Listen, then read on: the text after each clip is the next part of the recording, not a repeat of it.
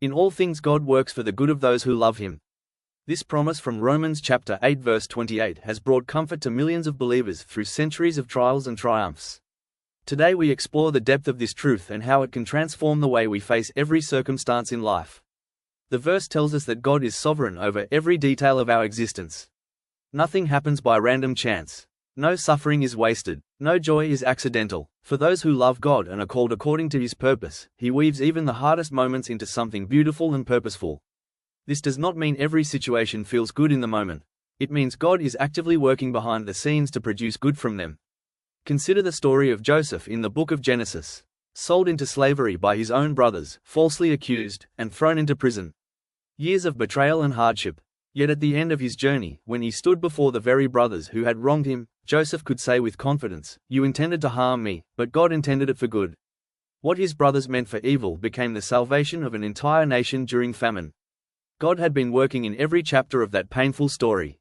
The same principle holds true for us. When we walk through seasons of loss, financial struggle, health challenges, or broken relationships, it is easy to wonder if God has forgotten us. But the promise stands firm. He is working. He is shaping our character.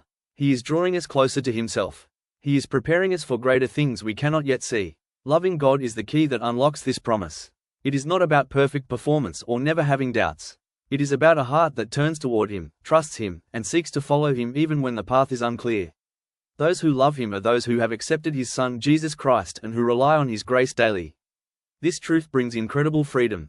It frees us from bitterness when people hurt us. It frees us from despair when plans fall apart. It allows us to say with the Apostle Paul that our light and momentary troubles are achieving for us an eternal glory that far outweighs them all. What we see now is only part of the picture. God sees the complete tapestry. Think about your own life for a moment. Remember that difficult season you thought would break you. Maybe it was the end of a marriage, the death of a loved one, or a door that slammed shut on your dreams.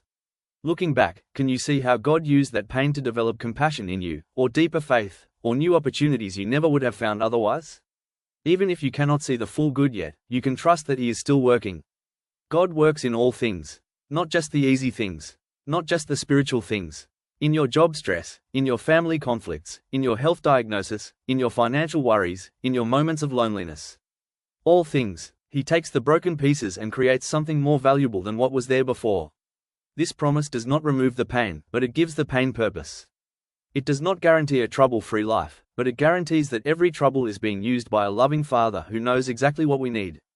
His timing is perfect. His methods are wise. His love never fails. So how do we live in light of this truth? We choose trust over fear. We choose gratitude over complaint. We choose prayer over panic. We remind ourselves daily that we are in the hands of a God who turns mourning into dancing and ashes into beauty. We surround ourselves with his word. We stay connected to his people. We keep our eyes fixed on Jesus, the author and perfecter of our faith.